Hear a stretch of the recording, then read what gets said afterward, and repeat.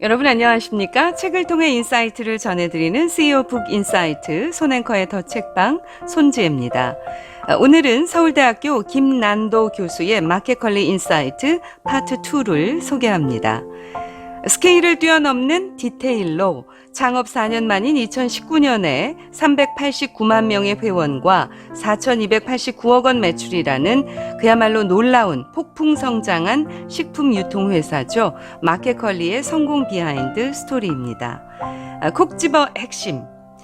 몇백 년 동안 우산만 만들어온 장인 집안 하는 식으로 일본 각지에는 대를 이어가며 자기만의 업에 몰두해온 생산자들이 많은데 최근 문 닫는 곳들이 늘고 있다는 겁니다.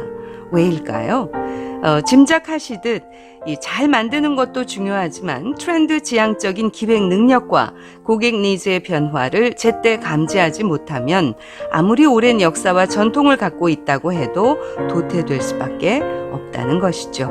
여러분께서는 트렌드에 어떻게 얼마나 잘 대응하고 계신지요? 오늘의 핵심 키워드는 트렌드 지향적인 기획 능력과 고객 니즈의 변화를 제때 감지한다. 이 내용에 대해서 전해드립니다. 자, 책 속으로 바로 들어갑니다. 오늘은 파트 2 공급사와의 지속 가능한 협력에 대해서 세 가지로 요약해서 전해드립니다. 유통사만이 아니라 어느 업이든 공공기관도 마찬가지고요. 최근에는 협업의 중요성이 점점 커지고 있죠. 그리고 그 협업의 중심에는 고객 만족이 있고요. 상품 경쟁력의 시대, 유명 공급사 입점시키기, MD가 달의 모양을 체크하는 이유, 이 세 가지에 대해서 전해드립니다. 먼저 상품 경쟁력의 시대. 모든 합리적 경제 주체, 호모 에코노미쿠스는 자기 이익, 셀프 인터레스트를 추구한다는 것이 자본주의 경제학의 시발점이다. 우리가 맛있는 빵을 먹을 수 있는 것은 빵집 주인의 자비심 때문이 아니라 그의 이윤 동기 때문이라는 것이다. 경제란 원칙적으로 이 다양한 주체들의 이윤 동기가 충돌하고 또 절충하면서 움직이는 것 아닐까. 유통업 역시 마찬가지일 것이다. 기존 유통업의 방점은 플랫폼에 찍혀 있었다. 오프라인 유통은 부동산이라는 플랫폼에 상품을 채워 넣는 비즈니스이고 온라인 유통은 온라인 플랫폼에 상품을 채워 넣는 비즈니스다.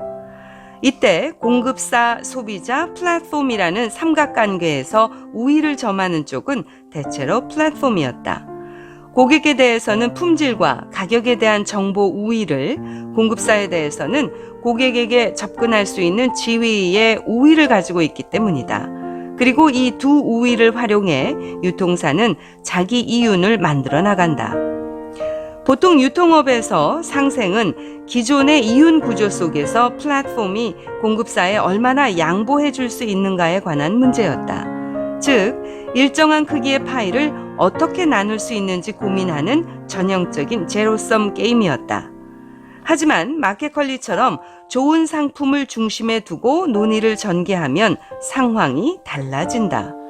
좋은 상품을 합리적인 가격에 제공한다는 사실이 공급사, 소비자, 플랫폼 이 세 주체 모두의 이익에 도움이 되는 포지티브 썸 게임을 만들어내기 때문이다. 다시 말해 고객은 가치 있는 상품을, 공급사는 합당한 납품가를, 플랫폼은 적정한 이윤을 취할 수 있는 것이다. 좋은 상품을 강조한 마켓컬리의 전략은 논리적 측면에서뿐만이 아니라 소비 트렌드 측면에서도 적절한 대응이었다고 평가된다. 하지만 자신의 이윤을 포기한다는 것이 사실 결코 쉽지만은 않죠. 그래서 바로 그 점이 또 대단한 것이 아닌가라는 생각이 듭니다. 두 번째, 유명 공급사 입점시키기, MD. 머천다이저의 약자이죠. 홈쇼핑에 자주 등장하죠. MD, 유통업에 있어서 상품 구성 계획을 담당하는 스페셜리스트를 말하기도 합니다. 상품화 계획, 구입, 가공, 상품 진열, 판매 등에 대한 결정권을 가지는 동시에 책임까지 맡고 있는 전문인으로 상품 기획에서 판매까지의 전 과정을 담당하는 사람입니다. 이 MD의 업무 중에는 전국 각지를 돌며 숨은 실력자를 발굴하는 일도 중요하지만 한편으로는 소비자에게 널리 알려진 유명 브랜드를 입점시키는 일도 그에 못지않게 중요하다. 특히 유통 자체의 브랜드가 강하지 못한 사업 초창기에는 공급사의 브랜드가 유통사의 품질을 보증하는 역할을 한다. 따라서 이 같은 공급사를 설득해 입점을 이뤄내는 일은 무척이나 중요한 숙제다. 유명 공급사를 유치하는 일은 매우 중요한데 이 마켓컬리 소비자와 인터뷰를 해보면 거기에만 있는 상품이 있어서요 라는 말이 자주 등장한다. 이러한 아이템을 흔히 킬러 콘텐츠라고 한다.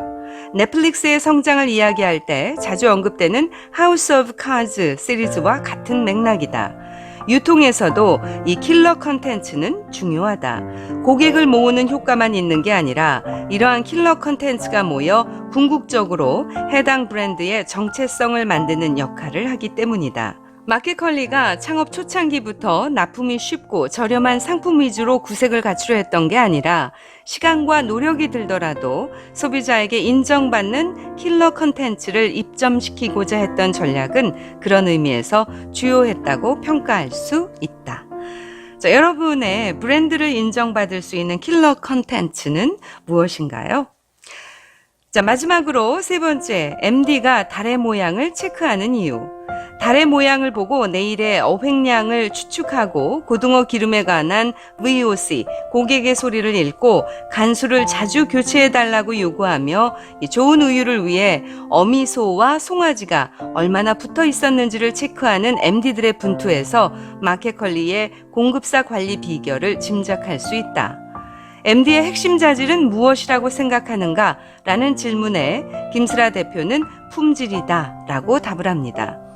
VOC 관리를 잘해야 한다. 식품 MD들이 오늘 밤 달을 체크하고 그날의 날씨를 살피는 일도 같은 맥락이다. 날씨가 좋지 않으면 체리가 무를 수밖에 없고 그런 날에는 어김없이 VOC가 많이 들어온다.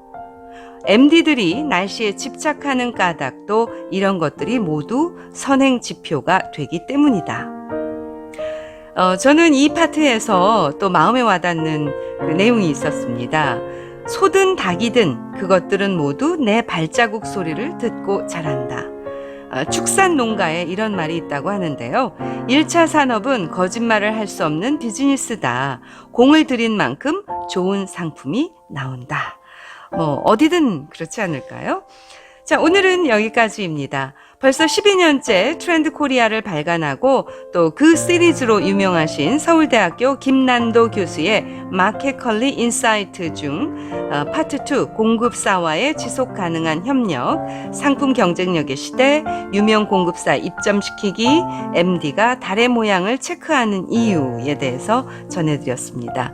어떤 업종이든 성공하는 기업에는 반드시 그 이유가 있는 것 같습니다. 물론 반대로 실패하는 기업들에는 역시 또 그만한 이유가 있을 테고요. 김난도 교수는 서문에서 이런 얘기를 합니다.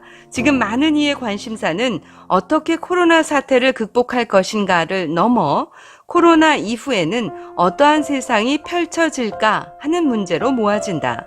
포스트 코로나, 그 격변의 시대에 어떻게 살아남고 성장할 것인가, 그러기 위해 알아야 할 인사이트는 무엇이고 또 그것을 어떻게 실행에 옮길 것인가, 바로 마켓컬리의 답이 있다는 거죠.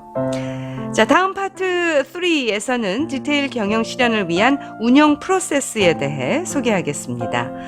책을 통해 인사이트를 전해드리는 CEO 북 인사이트 손앤커의 더 책방 손지혜였습니다. 구독과 좋아요도 꼭 눌러주시고요. 지금까지 손지혜였습니다.